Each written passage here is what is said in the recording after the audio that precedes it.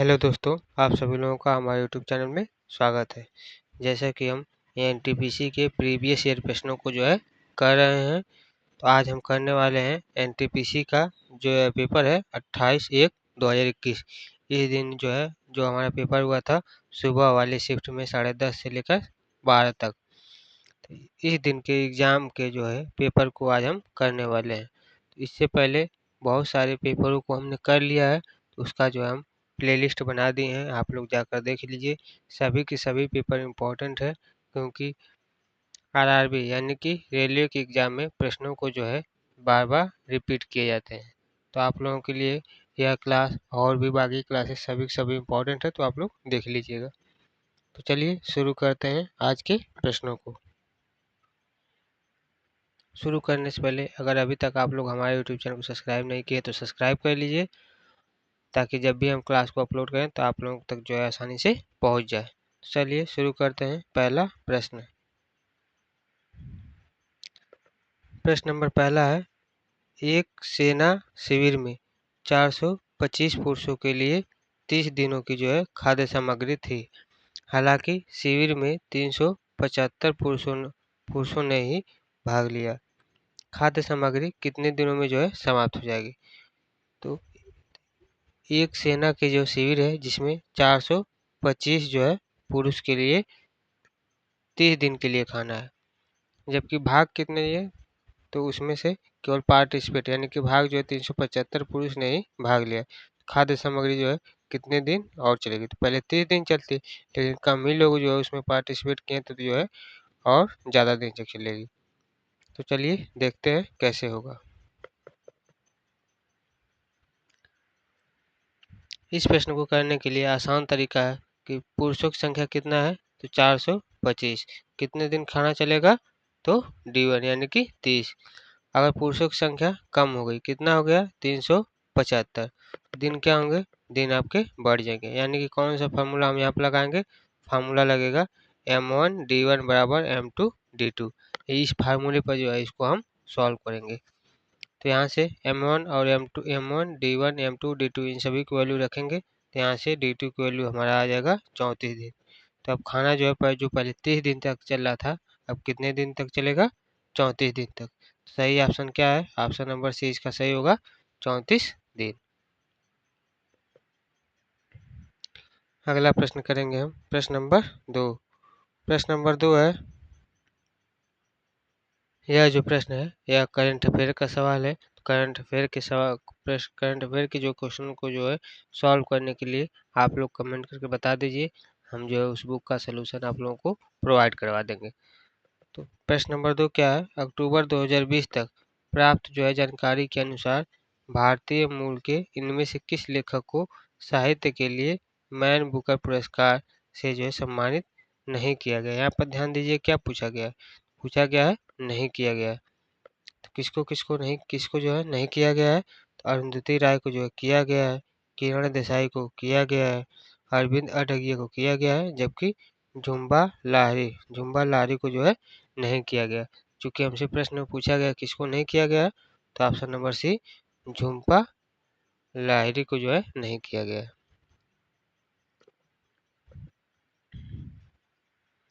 अगला प्रश्न है प्रश्न नंबर 3।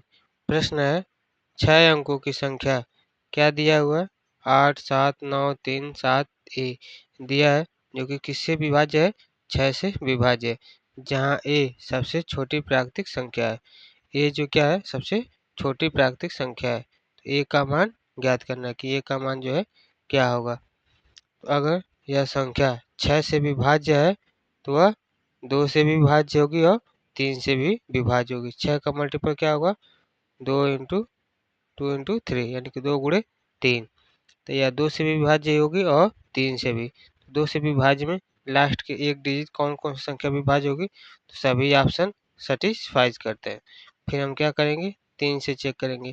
तो 3 से चेक करने के लिए देखिए क्या होगा, यहाँ से 3 जाएगा, 9 जाएगा। 3 से विभाज्यता का नियम कैसे चेक करेंगे? 3 चला जाएगा,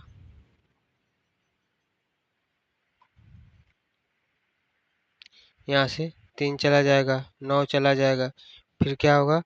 7 7 14 1 15। 15 में 3 से पूरा चला जाएगा, फिर क्या बचा 7 बचा, 3 दूना 6, क्या बचा 1।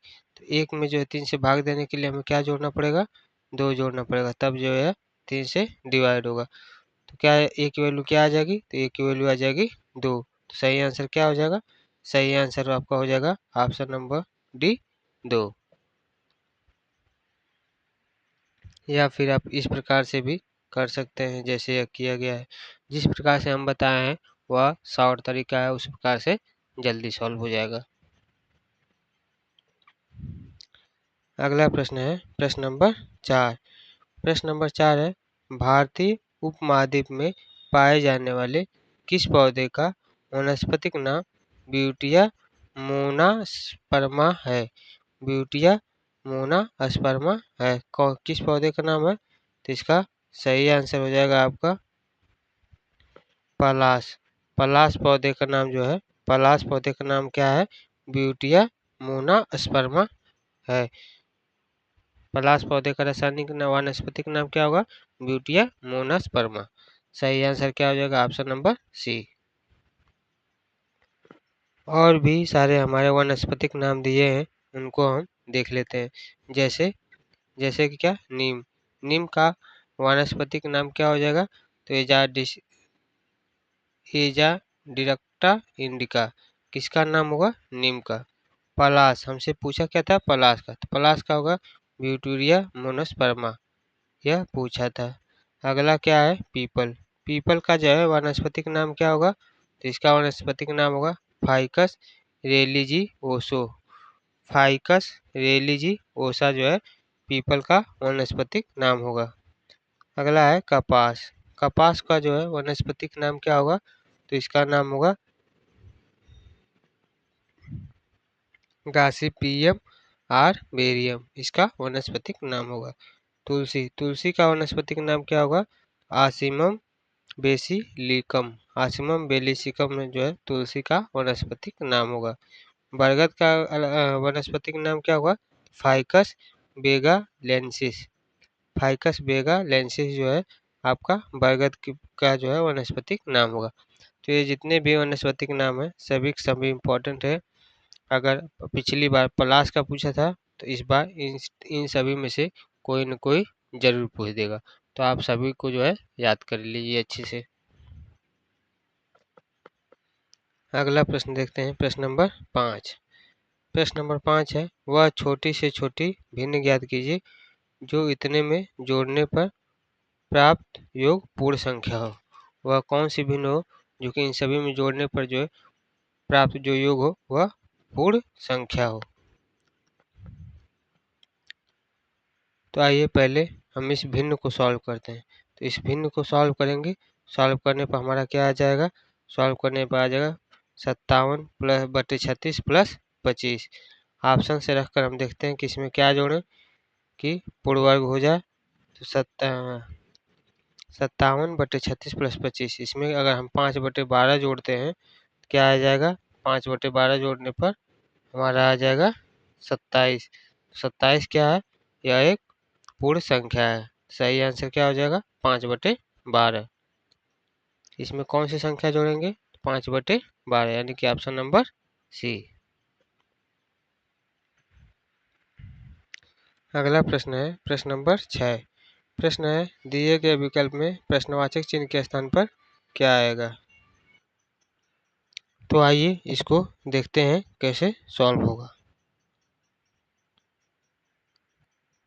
तो प्रश्न में हमारा दिया है 26A2, उसके बाद क्या दिया है 4E6। तो 26 में जो है 26 में 4 जोड़ने पर क्या आया है 4, फिर 4 में 4 जोड़ने पर 8, फिर 8 में 4 जोड़ने पर 14, 8 में 6 जोड़ने पर 14, उसके बाद 14 में फिर 6 जोड़ेंगे तो हमारा क्या आ जाएगा 20। तो 20 किस में नहीं है, तो 20 आपका ऑप्शन नंबर डी में नहीं है, ऑप्शन नंबर सी में नहीं है। उसके बाद क्या आएगा, तो उसके बाद ए में 4 जोड़ने पर ई आया है, ई में 4 जोड़ने पर आई, फिर आई में 6 जोड़ने पर ओ आया है, तो ओ में फिर 6 जोड़ेंगे तो क्या आ जाएगा यू। यू किस में नहीं है, तो आपका ऑप्शन नंबर बी में नहीं है, ऑप्शन नंबर ए में है। तो सही आंसर क्या हो जाएगा ऑप्शन नंबर ए। तो इस प्रश्न का सही आंसर क्या हो जाएगा? Option number A. अगला प्रश्न है प्रश्न नंबर 7। प्रश्न नंबर 7 है कि यदि a प्लस बी का अर्थ है कि ए बी का क्या है? पति है। ए जो है बी का पति है और ए बटे बी का जो अर्थ है कि ए जो है बी की क्या है? बहन है। और ए स्टार बी का अर्थ है कि ए बी का पुत्र है। तो इनमें से कौन यह दर्शाता है कि यम जो है यानी कि पुत्री है? तो इसमें से क्या दर्शाता है कि यम जो है यानी कि पुत्री है? तो इसको आइए सॉल्व करते हैं। यह ब्लड और रिलेशन का प्रश्न है। इसको सॉल्व करने पर हमें क्या दर्शाना है? हमें दिखाना है कि यम यानी कि जो है पुत्री है। यम यानी कि पुत्री को कैसे दर्शाएंगे? तो ऑप्शन नंबर ये जैसे लिखा हुआ है वैसे दर्शाएंगे कि यम जो है यानी कि पुत्री है। अगला प्रश्न है प्रश्न नंबर 8। प्रश्न नंबर 8 है कि दी गई 4 संख्याओं में से 3 किसी प्रकार से एक समान है, एक जो है असंगत है। तो असंगत संख्या का जो हमें क्या करना है? चयन करना है। तो हमारी संख्याएं क्या है? 743, 729, 716 और 700 कैसे अलग है? तो जो 729 है यह 27 का स्क्वायर है, 27 का जो है वर्ग है, बाकी सभी वर्ग नहीं है। तो इसमें से कौन सा सबसे अलग है? 729 जो है आपका सबसे अलग है, क्योंकि यह जो है वर्ग है 27 का और बाकी सब वर्ग नहीं है। सही आंसर क्या हो जाएगा? ऑप्शन नंबर 20 का सही आंसर हो जाएगा। अगला प्रश्न है प्रश्न नंबर 9। प्रश्न है कि प्रश्नवाचक चिन्ह के स्थान पर क्या आएगा, यानी कि इसके स्थान पर क्या आएगा बताना है। इस प्रश्न में कैसे करेंगे? तो यहाँ देखिए बीच वाले को हम पहले लेते हैं। एक में 4 जोड़ेंगे तो क्या आ जाएगा? 5। 5 पे होता है ई, फिर ई यानी कि 5 में 4 जोड़ेंगे तो क्या आ जाएगा? आई। 9, 9 5 9, 9 पे होता है आई। फिर 9 में 6 जोड़ेंगे तो हमारा हो जाएगा ओ, यानी कि 9 में जो है 6 जोड़ेंगे तो हमारा आ जाएगा 15। 15 पे होता है ओ। फिर 15 में 6 जोड़ेंगे तो हमारा आ जाएगा 22। 22 पे होता है आपका यू। देखिए 15 पे हम 6 जोड़ेंगे तो क्या हो जाएगा? 21। 21 पे होता है यू, तो यू किस में नहीं है? तो ऑप्शन नंबर ए में नहीं है। उसके बाद हम क्या देखेंगे? उसके बाद हम देखेंगे ए बी में 4 जोड़ेंगे क्या आ जाएगा? 6 पे एफ। एफ में 4 जोड़ेंगे तो 6 4 10, 10 पे जे। उसके बाद 10 में 6 जोड़ेंगे तो आ जाएगा 16, 16 पे आ जाएगा पी। फिर पी में 6 जोड़ेंगे तो क्या आ जाएगा? 16 आ जाएगा 22। 22 पे क्या होगा? वी। तो वी किस में नहीं है? इसमें नहीं है और इसमें नहीं है, केवल और केवल किस में है? तो ऑप्शन नंबर डी में है। इस प्रश्न का सही आंसर हो जाएगा ऑप्शन नंबर डी। क्या हो जाएगा? टी यू बी इस प्रश्न का सही आंसर हो जाएगा। अगला प्रश्न है प्रश्न नंबर क्या कौन सा है? 10। प्रश्न नंबर 10 है एक मीनार के शीर्ष पर मौजूद एक पर्यवेक्षक के द्वारा मीनार के पद बिंदु यानी कि पाद बिंदु की ओर आ रही 2 कार जो कि एक दूसरे से 120 मीटर की जो है दूरी पर है को देखे जाने पर अवनमन कोण यानी कि ऊपर से जो कोण बनता है एक अल्फा बनता है, दूसरा बीटा बनता है। अल्फा का मान हमेशा बीटा से बड़ा है। और क्या दिया हुआ है? 10 अल्फा का मान दिया है √3 और 10 बीटा का मान दिया है 1/√3। हमसे पूछा क्या है? मीनार की ऊंचाई क्या होगी? मीनार की ऊंचाई हमसे पूछा गया है। तो आइए करते हैं। हमें यह सभी वैल्यू दी गया है। मान लेते हैं कि मीनार की ऊंचाई क्या है? h है। मीनार की ऊंचाई हम क्या मान लेते हैं? h मान लेते हैं। तो एक कार है जिनको जो है जिनकी बीच की डिस्टेंस कितना दिया है? तो 120 किलोमीटर। और कार यहाँ से जो है यहाँ तक की दूरी हम कितना मान ले रहे हैं? x kilometre.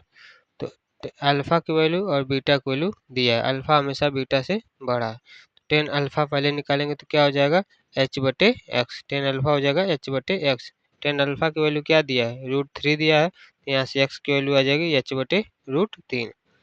अब क्या करेंगे, अब सेकेंड वाले हम करेंगे टेन बीटा। टेन बीटा की वैल्यू आ जाएगी h/120 plus x, 120 plus x आ जाएगा। और टेन बीटा की वैल्यू दिया कितना है तो 1/√3, 1/√3 दिया हुआ है। तो यहाँ से x की वैल्यू क्या आया है तो x की वैल्यू आया है h/3।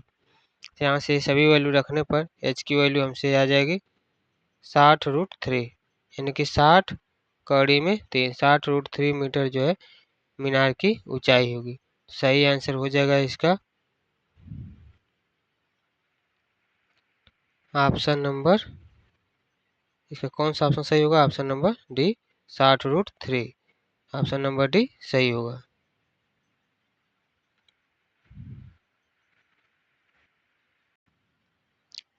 अगला प्रश्न है प्रश्न नंबर 11। प्रश्न है बिलाव वंश यानी कि कैट फैमिली के सदस्यों को कौन सा वर्गीय नाम दिया गया है। यानी कि कैट जो है बिलाव वंश यानी कि कैट फैमिली के सदस्यों को जो है कौन सा वर्गीय नाम दिया गया है, तो इसको जो है कहा जाता है फेलाइन। इनको क्या कहते हैं तो इनको कहते हैं फेलाइन। सही आंसर हो जाएगा ऑप्शन नंबर है फेलाइन। और भी कई सारे हैं जीव हैं जिनको हमें वर्गीकृत जो है नाम दिया गया है, जैसे किंगडम जो है दिया गया है एनिमेलिया, एनिमेलियम को क्या दिया गया है किंगडम।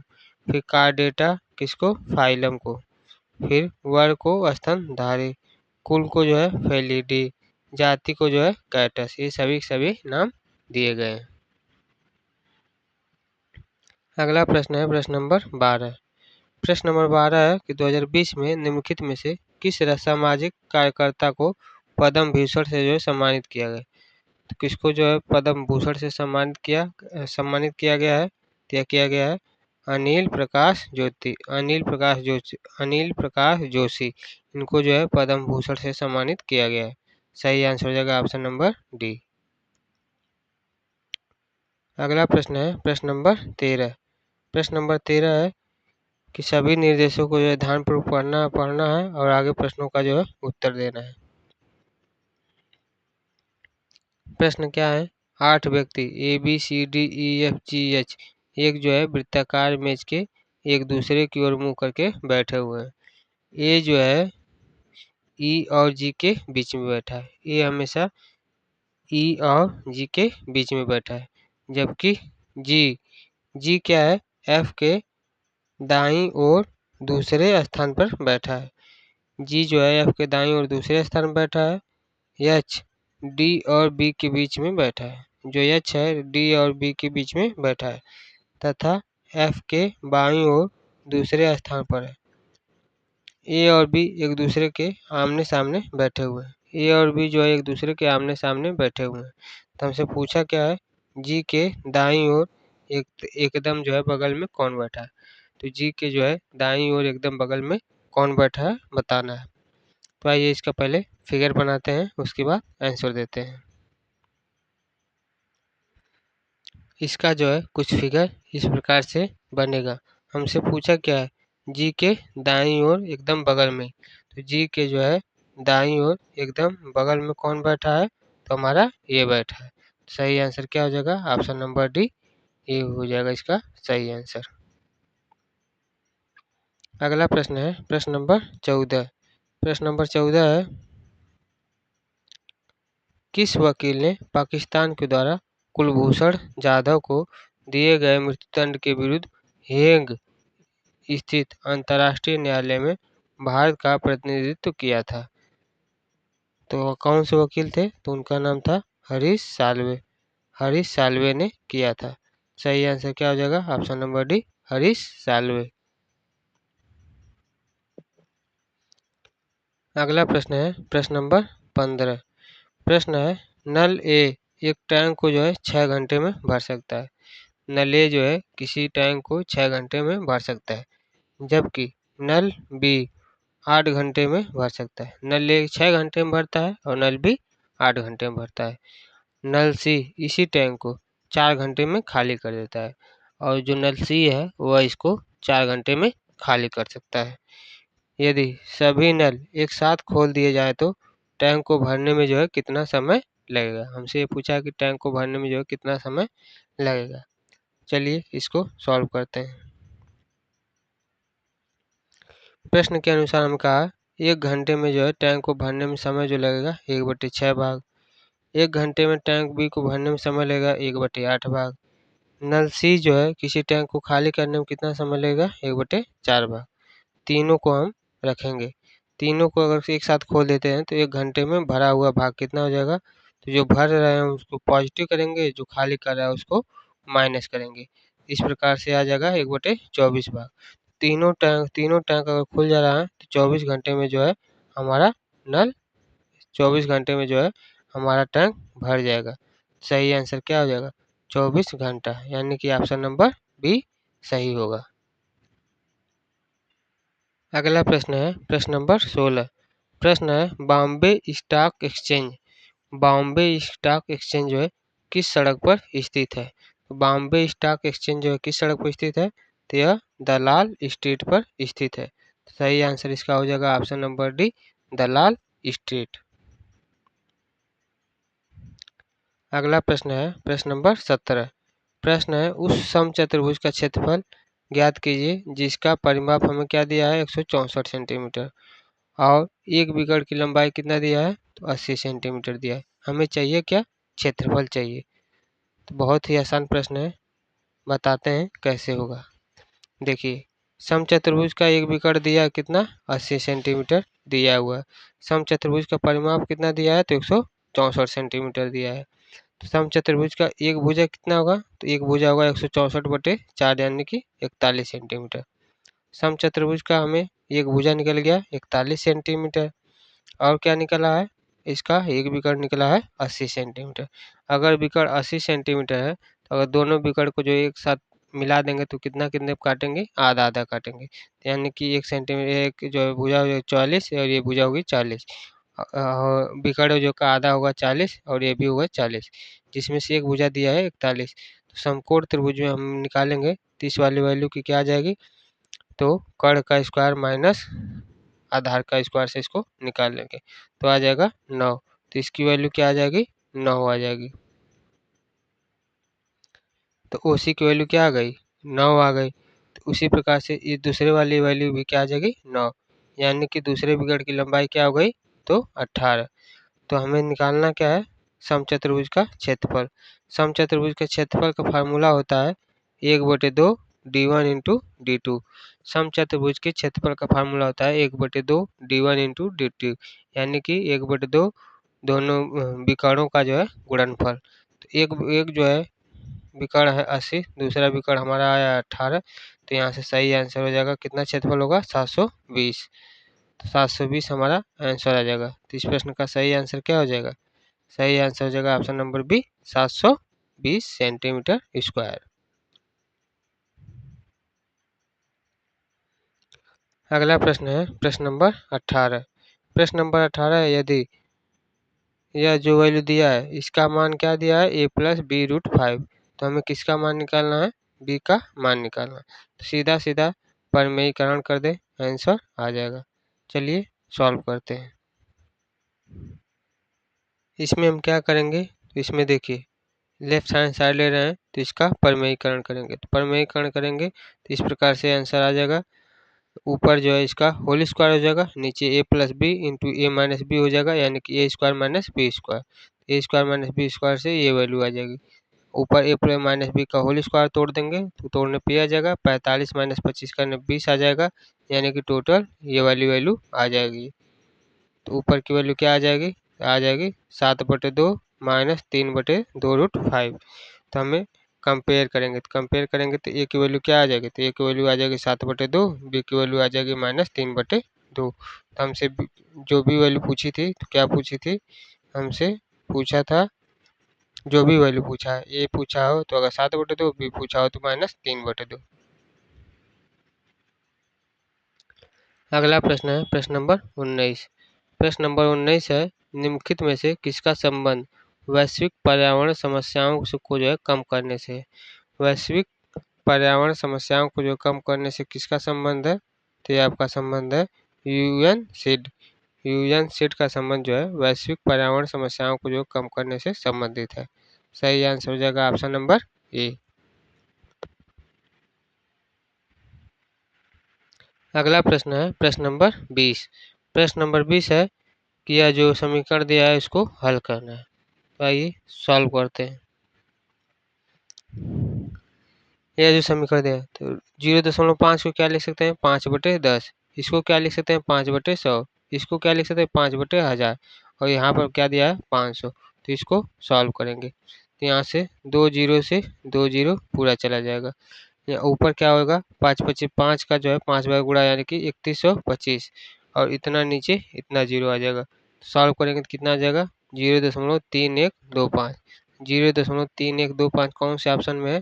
तो आपका ऑप्शन नंबर बी में है। सही आंसर क्या हो जाएगा ऑप्शन नंबर बी।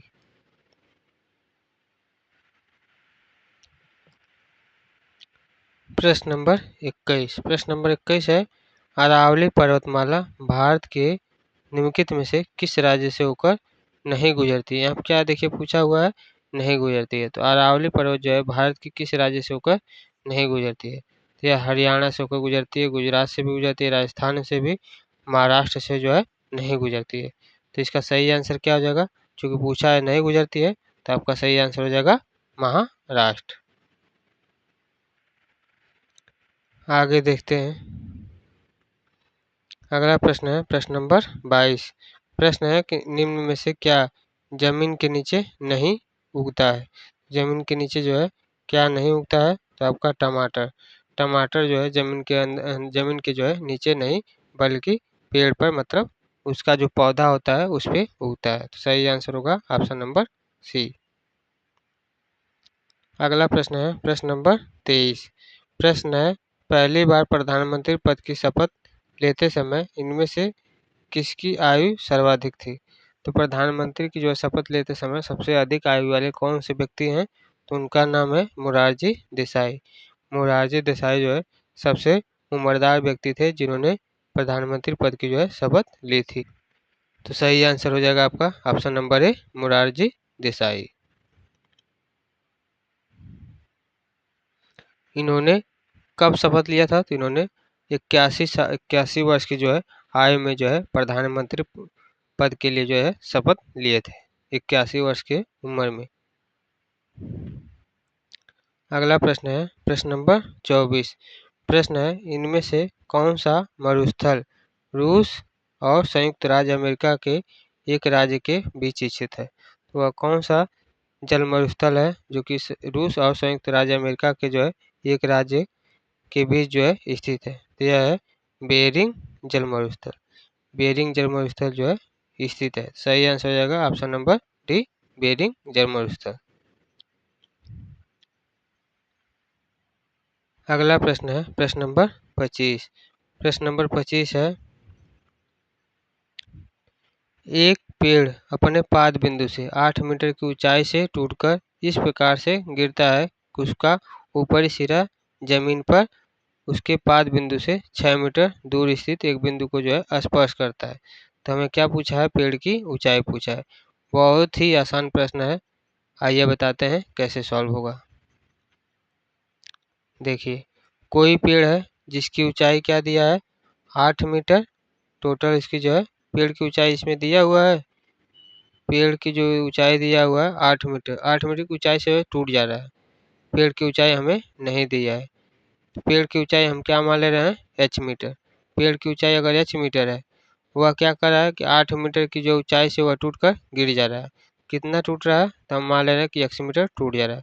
टूट कर वह क्या कर रहा है पाद पे लटक जा रहा है और 8 मीटर बचा हुआ है और यहाँ से 6 मीटर जो उनके बीच की दूरी हो जाएगी। तो इस प्रकार से समकोण त्रिभुज निकालेंगे। समकोण त्रिभुज में करेंगे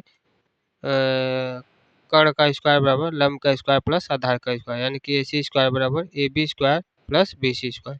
यहाँ से x की वैल्यू आ जाएगी 10 मीटर। x की वैल्यू आ गई 10 मीटर। x की वैल्यू आ गई 10 मीटर और यहाँ से हमारा 8 मीटर पर टूटा था तो यानी कि टोटल ऊंचाई कितनी हो गई? तो 10 + 8 18 मीटर। पेड़ की ऊंचाई टोटल कितनी हो गई? तो पेड़ की ऊंचाई टोटल हो गई 18 मीटर यानी कि सही आंसर हो जाएगा ऑप्शन नंबर सी। अगला प्रश्न है प्रश्न नंबर 26। प्रश्न नंबर 26 है, एक आयताकार आंगन 18 मीटर और 72 सेंटीमीटर लंबा तथा 13 मीटर और 20 मीटर चौड़ा है। इस पर सभी समान आकार वाले वर्गाकार टाइल लगाए जाते हैं। तो आवश्यकता टाइलों की न्यूनतम संभावित संख्या जो है ज्ञात करना है कि ऐसे कितने टाइल्स की जो है आवश्यकता पड़ेगी। बहुत ही आसान प्रश्न है। एक टाइल्स है जिसकी लंबाई दिया है 18 मीटर 72 सेंटीमीटर, यानी कुल कितना सेंटीमीटर हो जाएगा, तो 1872 सेंटीमीटर। चौड़ाई है 13 मीटर 20 सेंटीमीटर। 13 मीटर 20 सेंटीमीटर को सेंटीमीटर में बदलेंगे तो 1320 सेंटीमीटर हो जाएगा, यानी कि लंबाई इतना हो गया, चौड़ाई इतना हो गया। तो टाइल्सों की जो है कम से कम संख्या के लिए टाइल अधिकतम आकार के जो है होने चाहिए, यानी इन दोनों का एलसीएम। इन दोनों का जो एलसीएम कितना आ जाएगा, इन दोनों का एचसीएफ निकालेंगे तो एचसीएफ कितना आ जाएगा, तो एचसीएफ आ जाएगा 24 सेंटीमीटर। 24 सेंटीमीटर इसका एचसीएफ आ जाएगा। तो कम से कम टाइल्सों की आवश्यकता कब होगी, तो इससे डिवाइड करेंगे तो सही आंसर क्या आ जाएगा, 4290। कितने टाइल्सों की आवश्यकता पड़ेगी, 4290। कौन सा ऑप्शन सही है, तो ऑप्शन नंबर बी सही होगा। अगला प्रश्न है प्रश्न नंबर 27। प्रश्न है, वह छोटी से छोटी संख्या ज्ञात कीजिए जिससे 3 घटाने पर प्राप्त संख्या 21, 24, 30 और 45 से विभाज्य हो। तो वह छोटी से छोटी संख्या क्या है जिससे जो है 3 घटाने पर प्राप्त संख्या इन सभी से विभाजित हो। यानी कि अगर हम इन सभी का एलसीएम ले लें तो क्या आएगा, तो इन सभी का एलसीएम आ जाएगा 25, 20। 25, 20 में से अगर 3 को हम घटा दें तो वह 25, 20 संख्या 25, 20 में 840 से जो है पूर्णतः विभाजित हो जाएंगी। 25, 20 जो है यह किससे पूर्णतः विभाजित हो जाएगी, तो 840 से। तो हमें संख्या क्या चाहिए, जो 3 घटाने पर प्राप्त संख्या हो। तो 840 में जो है 3 घटाने पर विभाजित हो रही है, यानी कि 3 जोड़ देंगे तो कितना आ जाएगा, 843। यानी कि सही आंसर क्या हो जाएगा, ऑप्शन नंबर बी। अगला प्रश्न है प्रश्न नंबर 28। प्रश्न है, 80 सेंटीमीटर चौड़े रोड रोलर की त्रिज्या कितना दिया है, 77 सेंटीमीटर। तो 96.8 मीटर स्क्वायर के जो है क्षेत्रफल को कवर करने के लिए रोलर के द्वारा किए जाने वाले चक्करों की संख्या बताना है। कितना चक्कर जो है रोलर करेगा। बहुत ही आसान प्रश्न है, कैसे होगा देखिए। बेलनाकार रोलर का जो है वक्रपृष्ठ क्षेत्रफल क्या होगा, 2πr/h। हमें पहले क्या निकालेंगे, रोलर का वक्रपृष्ठ क्षेत्रफल कितना होगा, 2πr/h। तो यहाँ से आर की वैल्यू कितना दिया है, आर की वैल्यू दिया है 80 सेंटीमीटर। ऊंचाई कितना दिया है, वो भी दिया है 77। यहाँ से देखिए त्रिज्या जो है उसकी ऊंचाई हो जाएगी कितना, 77। और कितने चौड़ी सड़क है, तो 80 सेंटीमीटर। तो आर की वैल्यू हो जाएगी 80 और त्रिज्या हो जाएगी 77। यानी कि रोलर का जो है वक्रपृष्ठ क्षेत्रफल कितना आ गया, 38,720। एक चक्कर लगाने में समतल का क्षेत्रफल कितना आ जाएगा, तो 38,720 हो जाएगा।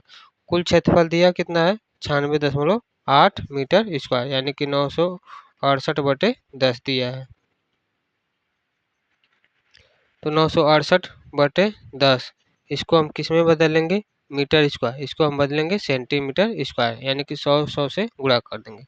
कितना आ जाएगा, 9,68,000 सेंटीमीटर स्क्वायर आ जाएगा कुल किसका क्षेत्रफल, सड़क का। तो हमें चक्करों की संख्या बताना है। एक चक्कर में समतल द्वारा तय किया गया कितना है, 38,720, उससे डिवाइड कर देंगे। तो इससे जब इसमें डिवाइड करेंगे तो आ जाएगा 25। यानी कि चक्करों की संख्या कुल कितनी होगी, तो चक्करों की संख्या रोलर की चक्करों की संख्या कितनी होगी, तो 25। यानी कि ऑप्शन नंबर बी इसका सही हो जाएगा।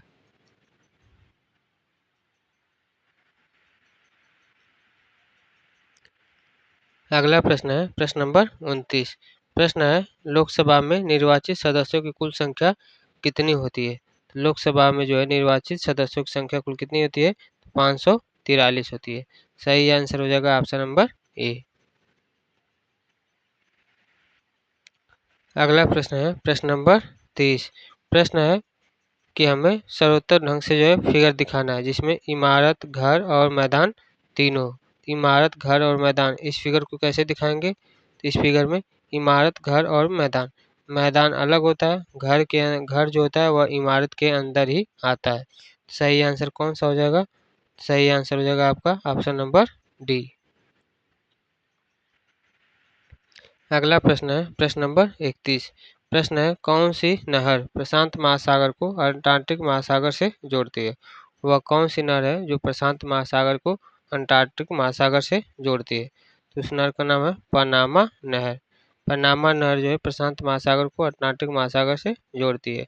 सही आंसर हो जाएगा ऑप्शन नंबर सी। अगला प्रश्न है प्रश्न नंबर 32। ब्रिटिश संसद के किस अधिनियम के अंतर्गत प्रांतों में जिम्मेदार सरकार का जो है प्रावधान किया गया था? किस अधिनियम में जो है प्रावधान किया गया था? तो ये आपका अधिनियम 1935, यानी कि 1935 का जो अधिनियम था उसमें प्रावधान किया गया था। सही आंसर हो जाएगा ऑप्शन नंबर ए। और भी कई अधिनियम थे, जैसे 1929 में क्या था? मार्ले मिंटो सुधार। 1919 में क्या था? चेमसोट सुधार। और 1982 में क्या था? तो भारत परिषद अधिनियम। इन सभी अधिनियमों को भी आप लोग याद कर लीजिए, पूछ देता है एग्जाम में। अगला प्रश्न है प्रश्न नंबर 33। प्रश्न नंबर 33 है, पाकिस्तान के प्रधानमंत्री इमरान खान अक्टूबर 2020 तक प्राप्त जानकारी के अनुसार किस राजनीतिक पार्टी से संबंधित हैं? यह करंट का सवाल है, इसको आप लोग ज़्यादा गौर मत करिए, क्योंकि करंट के सवाल जो है बदलते रहते हैं। तो करंट का सवाल के लिए अगर आप लोगों को कोई भी बुक का सोल्यूशन चाहिए तो आप लोग बता दीजिए, हम प्रोवाइड करवा देंगे। तो इसका सही आंसर हो जाएगा option number A, Pakistan Tehreek Insaf. अगला प्रश्न है प्रश्न नंबर 34। प्रश्न नंबर 34 है, किसी विशिष्ट कूट भाषा में एजुकेशन को 92 लिखा गया है, तो उसी कूट भाषा में नॉलेज को क्या लिखा जाएगा? बहुत ही अच्छा प्रश्न है। एजुकेशन को क्या लिखा गया है? 92।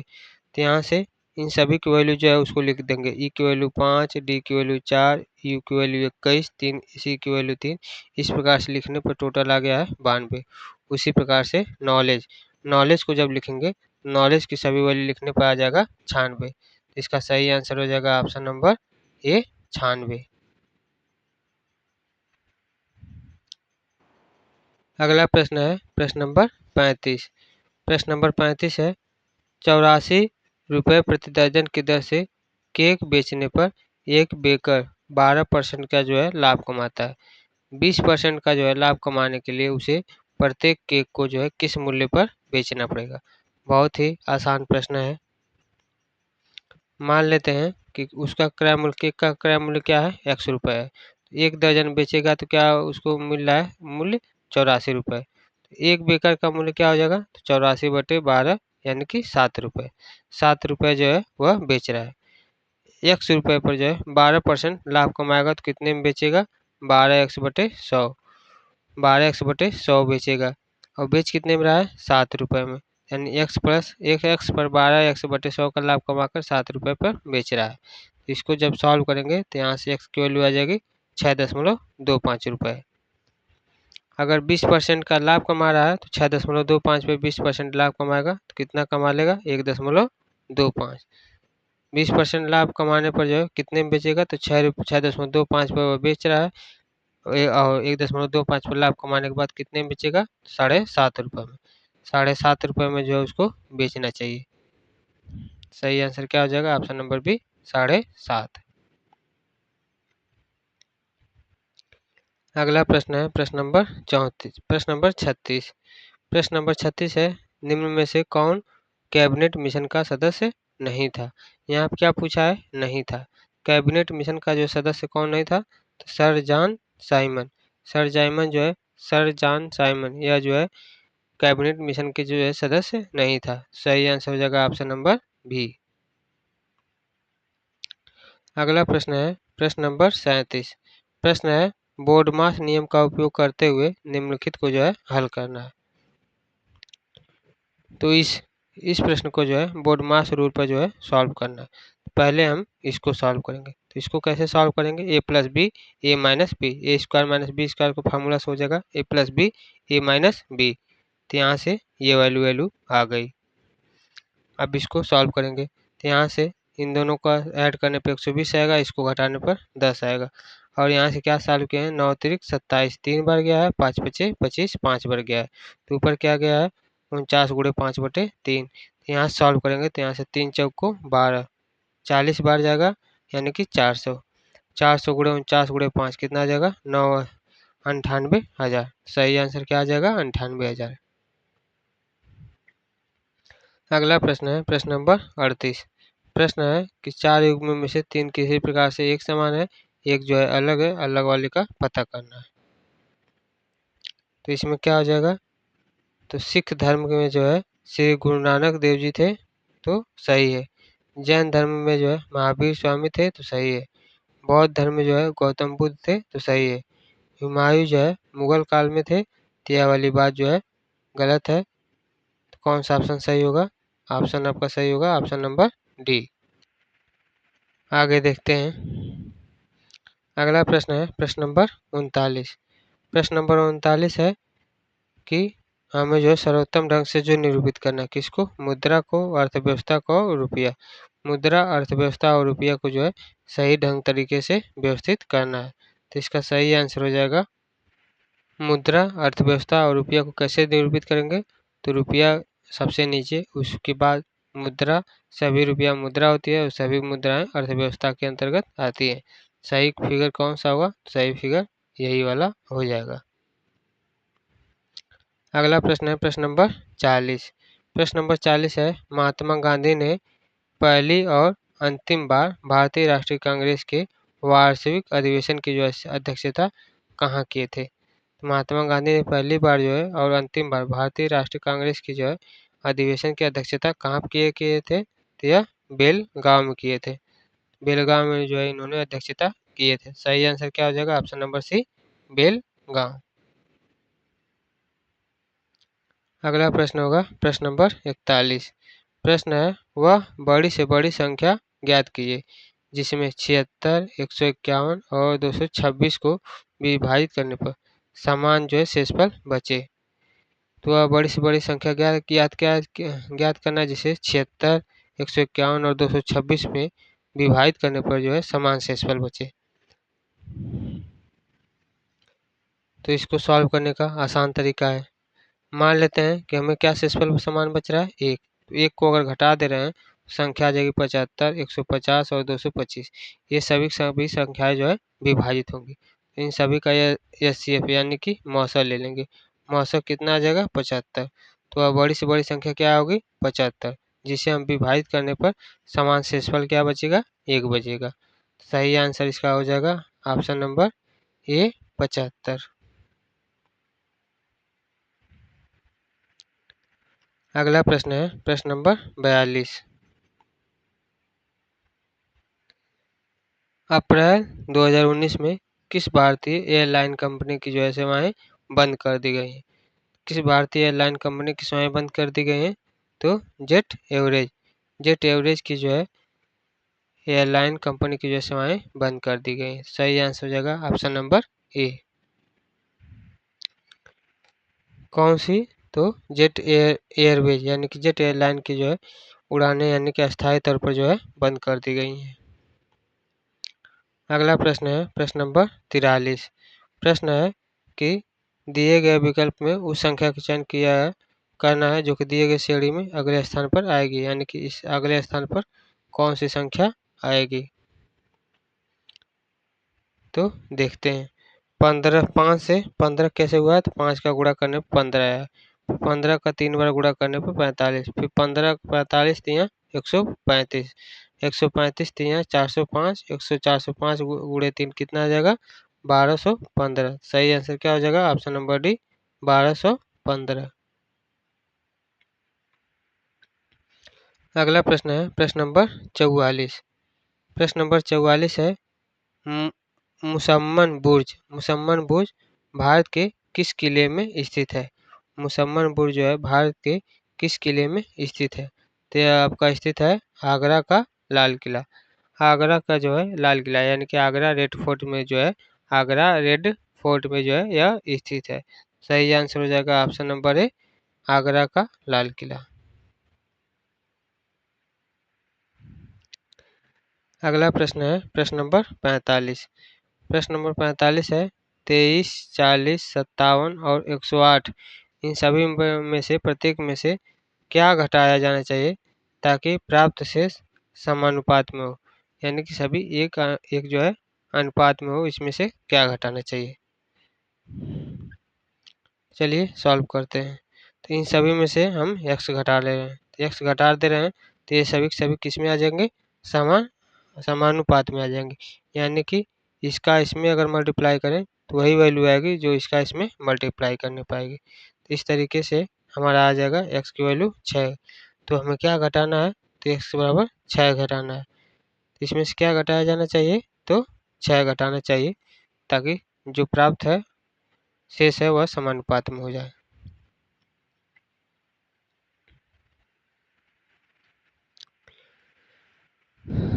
अगला प्रश्न है प्रश्न नंबर 46। प्रश्न नंबर 46 है 1905 में भारत के विभाजन का आदेश किस वायसराय ने जो है पारित किया था? तो 1905 में भारत के जो है विभाजन का जो आदेश था वह किस वायसराय ने पारित किया था? तो यह पारित किया था लॉर्ड कर्जन। लॉर्ड कर्जन ने जो है भारत के विभाजन को जो है पारित किया था। सही आंसर हो जाएगा option number C, Lord Curzon. अगला प्रश्न है प्रश्न नंबर 47। प्रश्न नंबर 47 है व्यंजक। यह जो व्यंजक दिया है उसको सरलतम रूप में व्यक्त करना है यानी कि सॉल्व करना है। तो देखिए पहले इस छोटे वाले ब्रैकेट को सॉल्व करेंगे। सॉल्व करने पर क्या आ जाएगा? तो 7/10 इसका मान आ जाएगा 7/10। फिर इस छोटे वाले ब्रैकेट को सॉल्व करेंगे। सॉल्व करने पर क्या आ जाएगा? 4/30 क्या आ जाएगा? 4/30। फिर इन दोनों को सॉल्व करेंगे तो क्या आ जाएगा? तो आ जाएगा 71/30। फिर इसको सॉल्व करेंगे तो हमारा संख्या क्या आ जाएगी? 26/15। टोटल संख्या क्या आ जाएगी? 26/15। तो इस प्रश्न का सही आंसर हो जाएगा 26/15। कौन सा है? ऑप्शन नंबर डी इसका सही आंसर हो जाएगा। अगला प्रश्न है प्रश्न नंबर 48। प्रश्न नंबर 48 है निम्नलिखित में से किस केंद्र शासित प्रदेश में विधानसभा है? वह कौन सा केंद्र शासित प्रदेश है जहाँ पर जो है विधानसभा है? तो इसका सही आंसर हो जाएगा आपका option number B, Delhi. Delhi में जो है आपका विधानसभा है। सही आंसर क्या होगा? Option number B, Delhi. कितने केंद्र शासित प्रदेश हैं? तो 8 केंद्र शासित प्रदेश हैं। अगला प्रश्न है प्रश्न नंबर 49। प्रश्न है यदि x - 1/x की वैल्यू क्या दिया है? 5, तो x की पावर 4 प्लस x की पावर 4 का वैल्यू का मान जो है क्या होगा? तो आइए सॉल्व करते हैं। हमें प्रश्न में क्या दिया हुआ है? प्रश्न में दिया है x - 1/x की वैल्यू 5 दिया है। तो दोनों पक्षों का वर्ग कर दे रहे हैं। दोनों पक्षों का वर्ग करेंगे तो हमारा क्या आ जाएगा? हमारा आ जाएगा आपका x² प्लस 1/x² का वैल्यू आ जाएगा 27। हमारा क्या आ गया? 27 आ गया। फिर इसका जो है दोनों पक्षों का वर्ग करेंगे। तो इसके जो है दोनों पक्षों का वर्ग करने पर क्या आ जाएगा? 27 × 27 यानी कि 729। 729 में से जब जो 2 घटाएंगे तो आ जाएगा 727। तो x की पावर 4 प्लस 1/x की पावर 4 इसका वैल्यू क्या आ जाएगा? 727। कौन सा ऑप्शन सही होगा? तो आपका सही हो जाएगा 727 किस में है? तो ऑप्शन नंबर सी में है। तो इस प्रश्न का सही आंसर हो जाएगा ऑप्शन नंबर सी।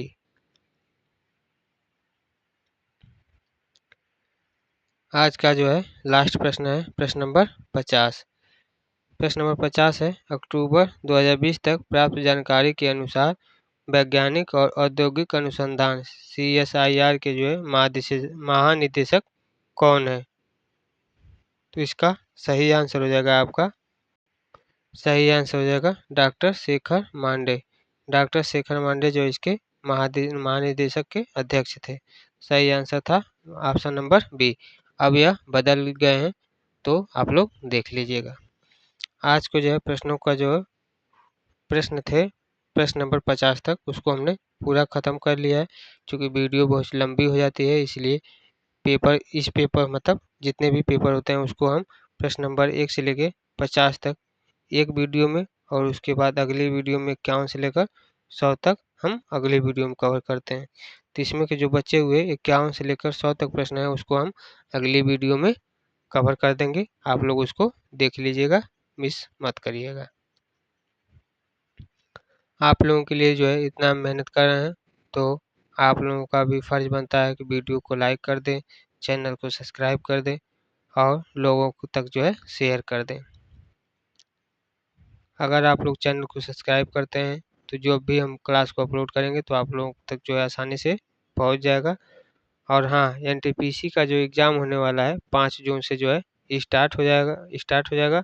तो आप लोग जो है अपनी तैयारी को जो है एकदम ज़ोरों शोरों से चालू कर दीजिए और क्लास को जो है कभी मिस मत करिए, क्योंकि अब जो है क्लास आप लोगों की डेली आ रही है और सभी के सभी टॉपिक जो है महत्वपूर्ण, यानी कि जितने भी पेपर करवा रहे हैं सभी के सभी इम्पोर्टेंट है।